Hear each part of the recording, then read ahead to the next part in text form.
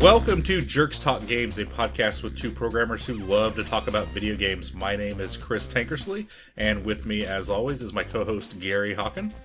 Hello, Internet. Hi, Gary. How are you doing?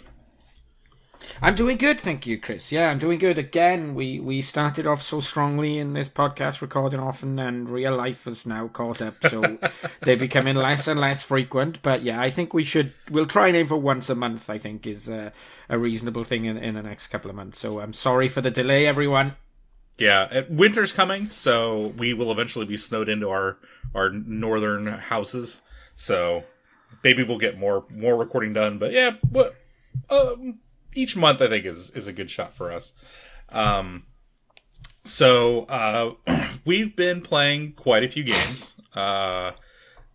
We've both been enamored by the Switch, I think is a fair assessment. I agree, yes, I think that's very fair. So two of the games we're going to talk about today are Switch games. One I'm going to talk about is cross-platform. And then we have an actual AAA game, which has some controversy, and another survival game. So I'm pretty sure that's... Yes, indeed.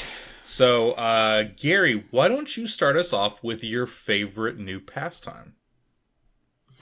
My favorite new pastime. Are you referring to my wonderful new golf game that yes. I'm playing now? Yes. So I think this was mentioned in the Jerks Talk Games Slack channel. This game. So it's a Switch game. It's a relatively cheap Switch game. I don't know the background, but I'm sure Chris will fill us in because I'm always the uninformed one. But it's Golf Story, which is the most weird yet entertaining game yet for me. This golf RPG, I guess, is a good way of explaining it. But you know, that's exactly what it is. Yes, it's intriguing and enjoyable, and I'm really, really, really enjoying it. Yeah, for those that haven't seen anything on it, it's basically you take the old style Mario golf games on like NES and Game Boy, so really, really simplistic controls. But then you mix it with this story of this younger adult person that's trying to make it in like the little golf area, like the little pro tour in his area. So you've got all these like weirdly themed golf. I think there's 4 like weirdly themed golf courses you got to go through. Like the first one's like this old rundown, like regular golf course. The second one's like a prehistoric golf course. So there's tar pits and like giant tortoises everywhere and like bones. So the story's really, at least the part that I've gotten through so far, is pretty well written. The golf stuff is really simple to figure out. Yeah, it's your traditional 3-click golf swing from golf games of old. You know, 1 click to start the indicator moving, 1 click to gauge your power, and then a 3rd click to try and make sure you hit the ball perfectly straight. So very much a familiar mechanic to anyone who's played any kind of golf games. Something that hasn't changed since I used to play games like Lynx and stuff on the PC all those years and years and years ago. So familiar enough to me. It's fairly amusing, I guess. It tries to be funny in the story, but it's not my taste, the actual humour. But it's light, it's easy. Perfect for a Switch game, because it is a game you can just pick up, play for 15 minutes, put it back down. You know, it's ideal. I know the Switch it's perfect for the Switch when it's in handheld mode and you're out and about. Obviously, I forget because I rarely play my Switch docked to the television, so I forget that it's also a traditional TV-based console as well. But really good for when I'm traveling. I'm away next week and the week after, and I can see me playing that tons as I'm hanging around, you know, waiting for flights or on the flights, whatever. It's perfect for that kind of game. Really weirdly good fun, I guess. Yeah, I think what helps is it's really, really simple. You know, and you get in and you get into the action right away. And like you said, you can just pick it up, play a couple rounds. Like one of the first like prehistoric match was 5 holes, I think it was. And you play that in 10 minutes, you know. Or you can run around, you can do like little side quests, which is kind of neat. So it's a perfect kind of pick up and play game. Yeah, I mean, I as usual, I'm terrible because when you get to I won't give too many spoilers because the prehistoric is really the first area after the tutorial zone, so I haven't played a lot into that. But one of the first things you have to do is like run around the golf course in a set time. And I just kept failing it miserably. I didn't realise you could press B to actually run fast. So I done the whole of the first level without realising you could run faster. So I was like, this is impossible. What's going on? And then, okay. This is... And of course, when you run fast, you do it with like 10 seconds to spare. It's so easy a task. I was like, God, this is... The difficulty's really stepped up as soon as you get into this. And you say easy, but it took me like 7 times to do because you have to like plot out the course because you have to like backtrack, and then if you hit the tar, you slow down, and there are tons of places to get stuck. So I'm really enjoying it. I haven't played it as much as the game I'm going to talk about, but if you have a Switch, it's like $15. Pick it up if you want like a nice little diversion, even if you just get it just for the golf gameplay, because there is a co-op mode where you can just play golf against each other. Oh, right. I didn't know. Okay. Yep. That's pretty cool. That's pretty cool. So I have actually been spending nearly all of my time playing Stardew Valley, which is probably going to bore Gary to tears because it's one of the games that I like where like you farm. It's Harvest Moon. He's nodding off in the video. It's basically a modern Harvest Moon. I've talked a little bit about it before in one of our earlier episodes. But you have the basic kind of Harvest Moon mechanics where you have you get a farm, you have to clean it up, you have to plant stuff, you can raise animals, but then it over time evolved into like there's a whole little like cave delving mechanic where you have to get ores and stuff. There's a fishing mechanic so you can actually go fish, collect items, you can make friends with people in the town. The really cool thing on the Switch is that like Golf Story, you can pick it up, play it for 5 minutes, suspend it, and then go about your day. So like the PC, PlayStation 4 and stuff, it only saves when you go to sleep at night. But with the Switch, I can suspend it in between saves and not have to worry about losing a day's worth of stuff if like something comes up and I have to go do it. Like go do something in real life. So I have already sunk about 40 hours into that game since it came out 2 weeks ago. So basically all of my video game playing time has been sunk into that game. I just don't get the game at all. I bought it on PC after you pestered me because we've definitely discussed this on this podcast before. And I bought it and I played for about 10 minutes before going, this is just like the shitty Facebook game Farmville, but without the ability to spam your friends, which for me was the best bit of Farmville. So it's like, I genuinely do not, again, I don't get it. There was been good discussion around this in the Slack, and I'm like, why do people play this game? It's because it's a good game, Gary. It's so alien to me as to why, I just don't get it. That's not to say this my opinion. Oh yeah, obviously. No. I'm sure there's games I play that other people would be going, why the hell do you play that? Factorio for one, Factorio is also fun. No, but I know that other people say to me, I've tried that stupid Factorio game. Why the hell how have you managed 500 hours in that? I'm like, yeah, I love it. So don't get me wrong, it's horses for courses, but I just do not get it. I really don't. I don't have horses yet. I'm working my way up toward that. The thing that is really nice is you see like a clear progression of how well you're doing. So I'm at just about the end of the first year.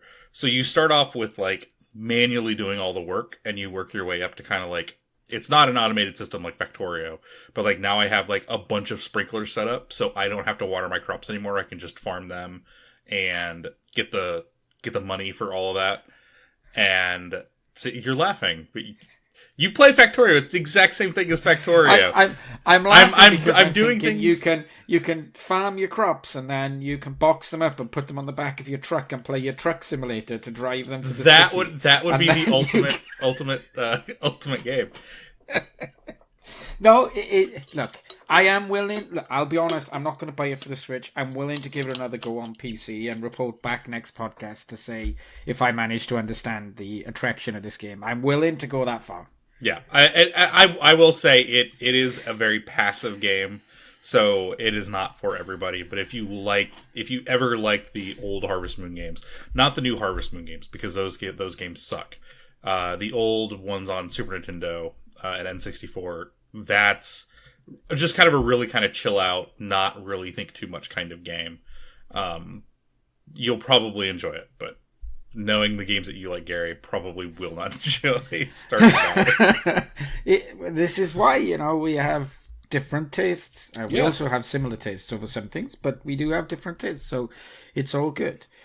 Is there anything else? I'm going to totally put you on the spot here, but is there any other upcoming releases for the Switch you're fancy? Jesus Christ, my wallet is going to cry. Mario Odyssey comes out probably right a few days after this podcast. I lied. In about a week, because I'm going. If Gary gets me the audio for this podcast is going to go out the day we record it. Yes, I'll upload that today. Honestly, let me say, so you every listener can judge me. Today is Friday, October the 20th. I will get the audio to you today. I promise. And I'm only saying that because I'm out of town all next week and won't be able to mess with it. But Mario Odyssey comes out the 27th, I believe it is. Then we have Skyrim. So Super Mario Odyssey is like a 3D Mario Yes. Explore game. Am I right? Yeah, Okay. it's the traditional kind of like regular Mario game, but in 3D. Not like the new Super Mario Brothers. Like a Mario Worlds, was it on the Wii? Like Super Mario 3D World. I can't remember if that was the 3DS one but cool. like the one with the cat suit. Treat me like I'm totally ignorant to this, because I actually am. So that's good. It's the open world Mario game. Yeah. Yeah. So we've got Odyssey coming out. Then we have I don't remember the particular order. Doom is coming out. I think November 10th. Which I will be buying. Supposedly it's running 60 frames per second. Just not as high fidelity, but honestly, on that little tiny screen, it's going to look amazing. I refer you to my comments in the Slack about console games and first-person shooters. So I enjoyed it on PlayStation 4. Then Skyrim comes out the November, right around that same time. So I will be losing all of my time to Skyrim for the umpteenth time. Won't buy that. No, it's not for me. I don't know. I don't get as excited about. I mean, it's a great game. Skyrim is up there in my all-time top 10, if not top 5. Do not get me wrong, but I already have it and have completed it numerous times on PC. I don't really feel an obligation to complete it on another platform. Again, I think it's a game I prefer to play on mouse and keyboard than I prefer to play on controllers. So, not for me. I mean, Mario Odyssey will be a perfect Switch. Will be a perfect Switch release for me. It's a good controller game, AAA title. Yeah, I'm excited by that, but I'm not so much the other stuff. Yeah, for Skyrim, the thing I'm looking forward to is it's kind of the I think it's the kind of nice thing about like Stardew Valley. You can pick it up, do a little bit, and it's going to be the perfect kind of travel game. So if I didn't travel as much as I did, I don't know that I would pick it back up. I'm trying to find the list of, because Nintendo put out their timeline. Oh, Rocket League is the one I'm really, really waiting for. There's no timeline on that yet. There's no release date. Damn it. But apparently and then that's going to be another one that's going to be fun, because they announced that's going to be 60 frames per second, both docked and undocked, which I find amazing. I can't wait. Here it is. Here is the release timeline, because I'm basically going to buy all of these. Yeah. LA Noire comes out in November. which I have on 360, but I've never played all the way through. But I really enjoyed it. So that's the Rockstar. That's the Rockstar Games sort of GTA, but in the, I'm guessing, the era 20s. It was the early 40s, I think it was. But you play as a detective, yeah. So it's not quite as open worldy as Grand Theft Auto and stuff. Cool. Shovel Knight gets its expansion pack for free, which is always good. And at some point, and I'll be honest, I'll debate if I'm getting this game or not. 2K18, WWE 2K18 is coming out to Switch. Wow. Which I'm on the fence about because they are doing this like loot crate thing, which I'll talk about with one of my games here later. So it's I'm not quite sure if it's going to be as enjoyable as the original, like the earlier 2K games for WWE. So yep. But yeah, so basically everything is coming up through the rest of this year I want to buy on Switch. Cool. And the only other thing that catches my eye is a Worms release. Now, I've been a big fan of Worms over the years. That could be a lot of fun, but I haven't looked at it, so we should probably cover that in a different episode. Is that coming out for the 3DS or is that coming out for the Switch? Apparently for the Switch in Q4 2017 is all I can see. Oh, okay. So, I will definitely be buying a Worms game because Worms is awesome. That could be a great conference multiplayer. Two people have Switches. Yeah. That could be great fun. So yeah, I'll definitely be buying that. Cool. Sorry, that was a distraction from our list. I just like to put you on the spot. But it's all good, right?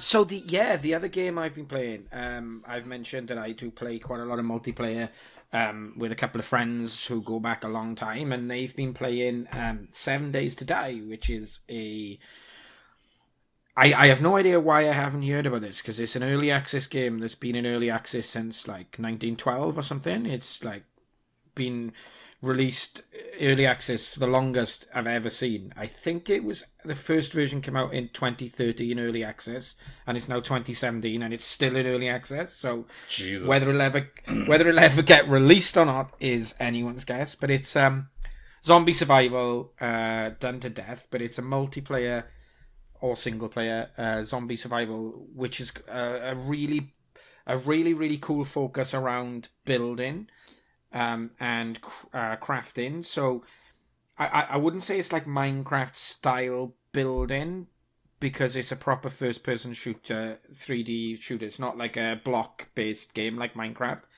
The construction is block based, which is an odd thing to say, but it's really cool. So your zombies just wander around. They're not much of a threat during the day unless you go into a building to loot, in which case you can be in a confined space. They can be quite tricky, and then at night they stop just shambling around and start being able to run, which is absolutely petrifying, to be perfectly honest. And then after 7 days, then in the night you basically get a horde where the zombies just keep coming at you and don't stop.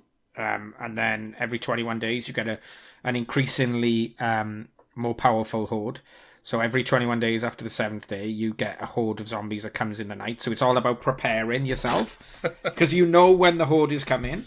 So it's all about building, skilling up, getting some weapons, making sure you've built a really nice, safe, secure place. But they can just smash everything to smithereens. It's so cool.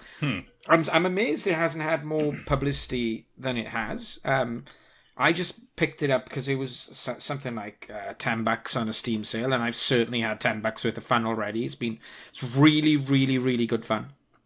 Yeah, I'm gonna be honest. I think I've only ever seen one channel ever play this, and it was for like 2 episodes. And that was about it. I don't think I've ever really seen anybody talk about it much at all. It's really good, fun multiplayer, because there's something about... let me say that this is one of those games where it's genuinely scary. Not so much like a jump scare, although it does have those jump scare moments. Because it's an open world and it's non-scripted, obviously the jump scare moments happen by accident. The zombie comes around the corner and like, oh shit, I didn't expect it to be there. But I mean, when you can hear the zombies smashing everything up around you, and you, oh my god, there's more, and oh no, they've breached the inner wall and they're coming up the stairs, and you just end up screaming at each other. It's absolutely adrenaline fueled mayhem, and I love it. And I hope they finish it. It's an early access game, but it doesn't feel like an early access game because it's been in that state for so long. I really, really, really enjoyed it, but it could easily be that I'm playing with good friends. Do you know, that could be the enjoyment, could be the shared terror rather than the fact that it's this amazing, remarkable game. Although I really think it's worth what I paid for it. You know, I've had $10 of fun out of it already, so all good. I may pick that up. It looks like it actually works on Linux, so that would actually be kind of to play. And there is a single version campaign or single player. You absolutely can play it in single player. There, and the replayability is fairly good. If you get bored, it's a seeded world, so you can just generate a new procedurally generated world. They're random-esque. I look, if you can pick it up for $10 or under, I think it's got to be worth that to me. Yeah, I'm watching the trailer thingy on Steam, and that guy seriously looks like Brian Kendrick. The Brian Kendrick, please. The Brian Kendrick, sorry. But then they changed the shot and it doesn't, so now I'm disappointed. But no, that actually seems like a pretty decent pickup if I can get it for fairly cheap, because it doesn't look too bad. Like, I mean, it doesn't look any worse than PUBG and stuff like that. So, and probably runs better. It's not a. Oh god, yeah, it runs a million times. I mean, we can segue into PUBG because I've been playing that like crazy as well. We're already talking about new games, I guess, but yeah, I managed to finish in the top 10 with like 7 kills, and I feel like I'm a hero now. I still have never won a match, which you feel like with the hours I've put in, I probably should have. But we've always covered my love/hate relationship with games. I love playing them, but I'm terrible at playing them. So multiplayer games like that are not my friend. But I've been playing some hours in that as well. Absolutely amazing, infuriating. I've never ever played a game like that. Who one round I can come away feeling so really cool and good about myself, and then the next round I just want to throw my monitor out the window and run out of the house and cry. It's the most bizarre relationship with a game I have ever had. Sometimes I'll play and go, I'm never playing that game ever again. That's how down you feel about the whole thing, because that's early access. We're discussing early access games. 7 Days has been early access for a long time, but it works really well. You can see that there's parts of the game they want to tweak. The stealth mechanic isn't brilliant at the moment. It's kind of off and on, and it's a bit flaky about when it goes off to on, but they've said that that's unfinished, but it works to some extent. And you could play that game without it having a stealth mechanic, to be honest. If they took that out, it'd probably be more fun. But just because it allows you to cheat a little bit and shortcut some situations where, I got into stealth, and perhaps you shouldn't be able to do that with zombies, but it's cool. But PUBG, some days the servers are so laggy. Sometimes you press the key to pick something up off the floor, turn around, and then when you go to use it later, it's like you haven't looted it. It's just how they can get away with. I think they've broken even more records, like 3 million players online at the same time. Yeah, they just broke the most concurrent users on Steam at once. And I'm total hypocrite, because on the one hand I'm like, why do people play this game? And on the other hand, as soon as we finish this podcast, I'll go, I'll just have a quick game of PUBG now and then, go and do something else. I have no clue. I think it's a testament to the fact that the genre of these battle royale style games are intriguing to multiplayer first-person shooter fans or third-person shooter fans. It's an intriguing format that's, H1Z1, H1Z1, whatever, has rebranded itself. So that's really the only game now, whereas that was only part of the game when it released. And they've just gone all in and go, no, we'll just use this Battle Royale style because that is doing really, really well. That the Fortnite Battle Royale is doing really well. it just needs a definitive AAA. I guess it would have to be a AAA title to get released in time while it's still relevant. Title to come along and I think that's what PUBG wants to be, because it is it's going to be console exclusive to Xbox One. So, but hopefully the money infusion will help clean it up a little bit. It's so far away, though. I mean, they're talking about releasing soon. I believe they're talking about going to version 1 and out of alpha soon, with one extra map, which is a desert map, and some other changes, a vaulting system, because right at the moment, you can vault through things, but it's really flaky, and you have to be... I quite like it, because it's a skill-based thing, rather than it being a easy thing to do. Like jumping out of windows is something that it takes practice to do, which is fine. That's good. I know, but that's born out of the fact that the game doesn't have a real jumping mechanic. Yeah, it's how, not a bug. How old is not a feature? How old is this game? Yeah. Right. Now, I've been playing Fortnite, and Fortnite to me seems way more polished than PUBG. It absolutely is. It actually runs very fluidly, even on PlayStation. The mechanics seem well thought out. I don't have any of the weird pickup bugs or stuff like that. I don't see too many people using exploits to get it. Now, Epic's pretty good at kicking people off right away, which is amazing, and just permabanning them. But getting in playing is really, really super fun and was really easy. There's really no barrier, which was awesome. And like you said, there are times you play and you feel like a super badass because you get I think the highest I've been right now is number 10, playing solo, and you want to keep playing because you want to beat that, how good you did. But then I look at PUBG and I'm like, what are they spending all of their money on? Because I know Epic is a fairly large video game company, yes. But the Fortnite, it seems way more polished than. But that's because Fortnite was a working single-stroke multiplayer game before they decided. I think Fortnite is still early access, and I mean, we should have an episode where I rant about this for an hour, on its own, because there's no way Fortnite should still be early access.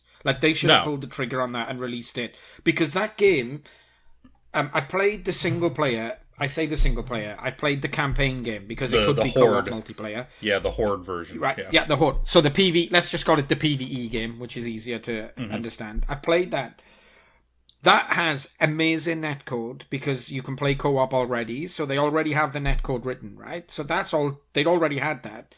It has really good 3D modeling, really good 3D world, really good collision detection. All that stuff works with the internet already. So all they really had to do was to make it a PvP game, which I say all they really had to do. They're already in an amazing place to just introduce that PvP model, right? Because the groundwork's all done. Now balancing the game, designing the map, all that stuff is hard work, but it's a lot easier than starting from scratch. Whereas I just feel like Fortnite for me is a little bit too luck-based. Now, that's from someone who's nearly thrown his monitor out the window because I couldn't get a gun when I landed in the same compound as other people in PUBG. So, but it just feels like sometimes, if you're shooting at any range, the bullets can randomly veer off, which means my aim might be perfect, but a random number generator has decided that my bullets ain't going to hit, which is the only thing that I have a massive complaint about. Also, the looting system's broken. In that it's so hard to drop stuff and manipulate your inventory while you're playing in a multiplayer game. You can't spend 10 seconds, tidying your inventory. It has to be a 2-second job and then on. But it's really good. It's really good. I just feel like PUBG, they're releasing new maps when they haven't even attempted to optimize the game yet. So it feels like this clunky, crappy...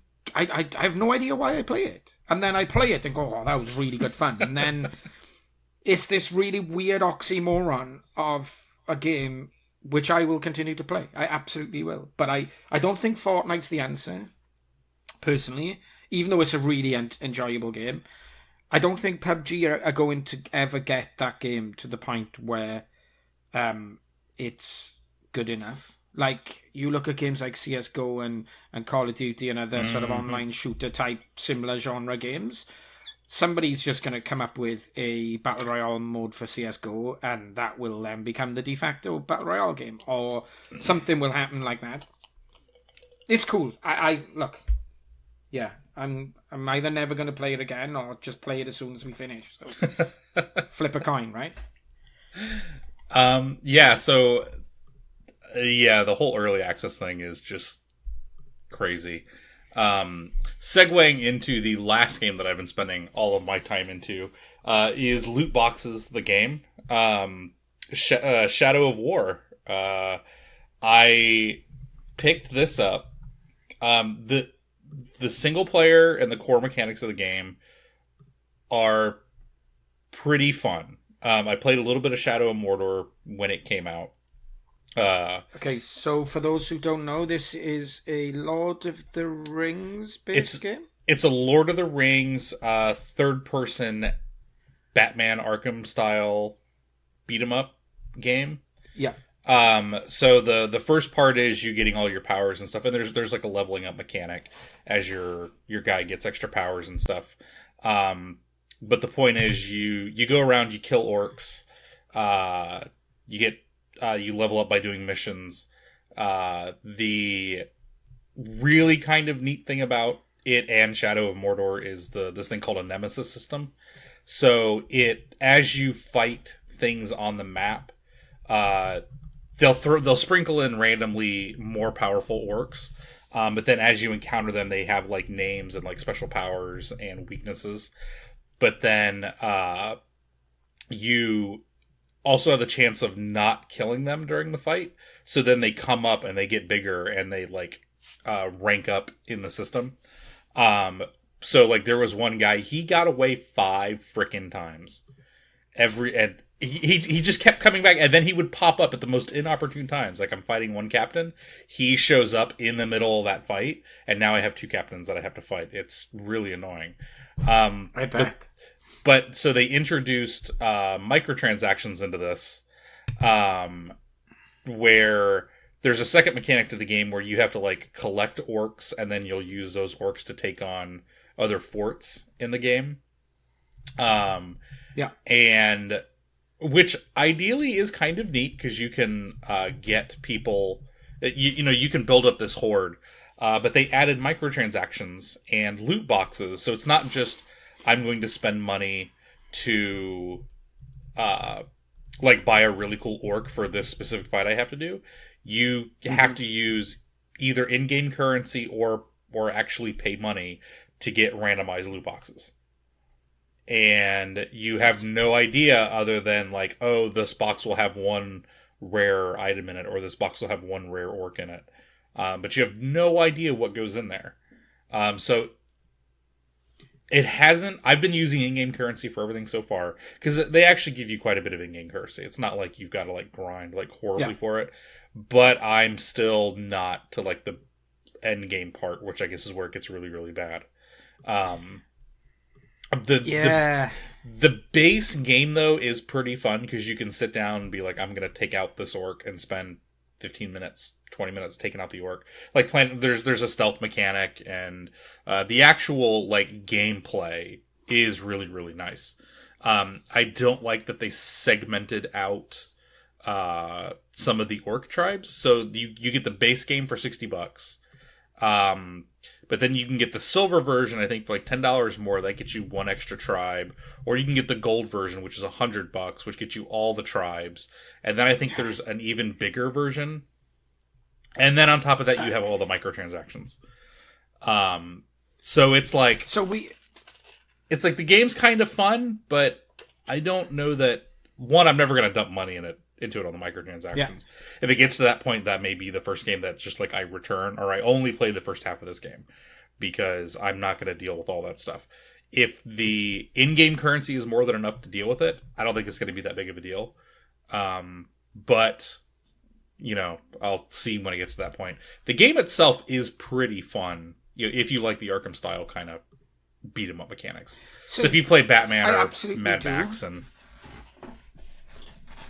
Yeah. I loved the Arkham games. I'm not a big fan of the one thing I didn't like about the Arkham style games was the fighting mechanic. That is the part. So I like the rest of it. I wasn't a big fan of the fighting mechanic. In fact, I ended up just like mashing the buttons horribly, trying because I didn't really know what I was doing. But it's not for me, really. Let's be honest. I mean, it's very interesting because loot boxes, loot crates have been in the game in news recently. You know, questions have been asked whether they're a form of gambling. Should they be covered by gambling laws in individual countries? Can people become addicted to opening loot crates so they've paid real money for that kind of stuff? China passed laws. You have to they treat it as a gambling, so you have to publish the probability of them. Yeah. So Valve just doesn't do loot boxes in China because they don't want to publish their stuff, like their algorithms. There's specific laws with online gambling in the UK, the EU. Obviously, there's probably similar but different in the there are in the US. Yeah, but at the moment, loot boxes aren't covered by that stuff. So it'd be interesting. I'll be interested to see because we should definitely do an episode soon on stuff in games that we hate, more mechanics than individual games, and because that's something that really PUBG, to go back, sorry, we've become PUBG heavy again, but it has a loot box system, and you can buy stuff from other people who've opened things in their loot boxes, but you can't buy the loot boxes, as far as I am aware, at least. You can only open loot boxes from playing the game, so It's not so bad, right? But you can buy items off other players for real money. They have a marketplace where you can do that. And it's cosmetic. They're just literally cosmetic items, yeah. Weirdly, the nature of the beast is that some of the cosmetic items are actually useful in game because they can camouflage you better against certain backgrounds. But really, to be honest, they're such a trivial advantage as to be really negligible. But I really hate loot boxes. I guess I really enjoyed the way that Borderlands did it, where they had keys, but you couldn't buy them. You had to get the codes from blog posts on the game, and they posted them to random forums. But obviously, everyone just aggregated them in one place, so you didn't really have to look for them. But that was kind of cool. Do you know what I mean? I kind of liked that approach. It's like, well, we'll release a new key for all of our gamers every couple of months, and you'll have to find it. It's quite, that's kind of cool. I just really don't like real money advantages, particularly in games that you've paid a lot of money for up front. Like, it's a different situation when you've paid $3 for something for your iPhone or your Android phone, and then it's a microtransaction supported game.